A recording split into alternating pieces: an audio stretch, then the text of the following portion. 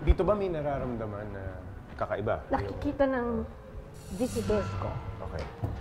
na may naglalakad lagi. Si Lola. Lola? Si Lolo hindi nila nakikita. Si Lola mismo? Oo, Si nakaterno. Ito suot niya. Ganyan ang itsura, naglalakad. Oo. So, paano dito sa hallway? Papunta na lagi sa banyo. Nako, oo. Oo, papunta sa banyo. So, tuwing anong oras yun, ma'am? After midnight. Eh kung ganitong ali ang makikita mo, this oras ng gabi, no? Talagang... Diyan, nakaterno.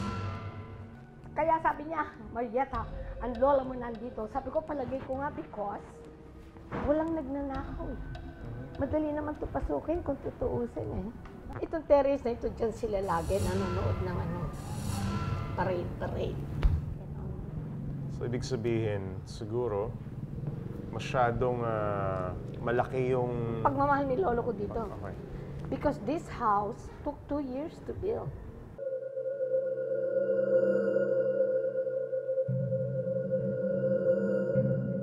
At saka pagka wala kami dito, may hindi sila nagpa-piano. Si lola ko mahilig mag-piano at saka kumanta. Hindi ba tumutugtog yung piano mag-isa? Walang ganun? Basta yung mga tao sa labas, kala namin nagpa-piano. At may ilaw. Yun lang. Oo. Parang ayoko na bumalik dito.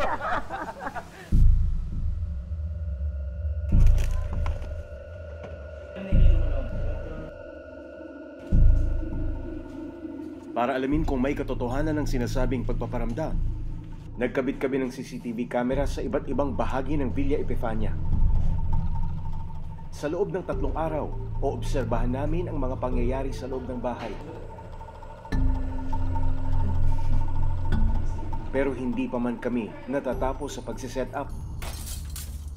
Kung binuksan ang ilaw, yung bumbilya biglang nalaglag. Dito nga nakupo yung direktor namin kanina kung hindi umalis, sakol sa ulo.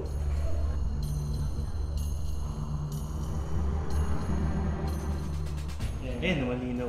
Ito may Sino yung tumayo. nagdala? Sir, ano po nangyari, sir? Nagmamarch yung... Dumumi yung lens. Binado. Kanina, okay naman eh.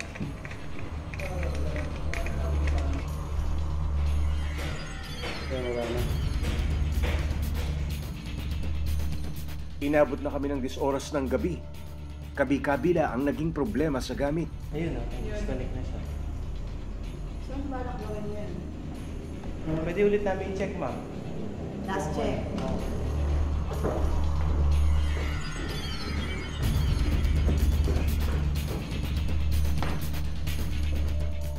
Ano ang misteryong bumabalot sa Villa Epifania?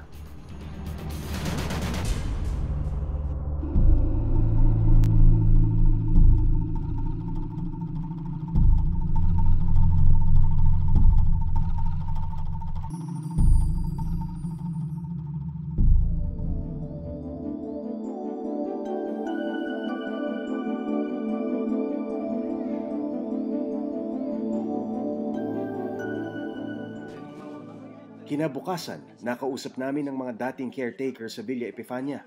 Dito kami natutulog dati. Kami, Anong taong kayo nandito? 1980 pa. nung naglahat, dito kami tumira.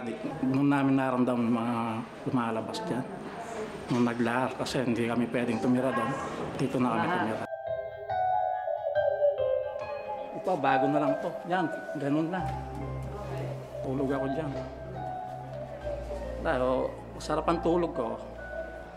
Yung parang yung mata ko may tumatakip sa akin. Gusto kong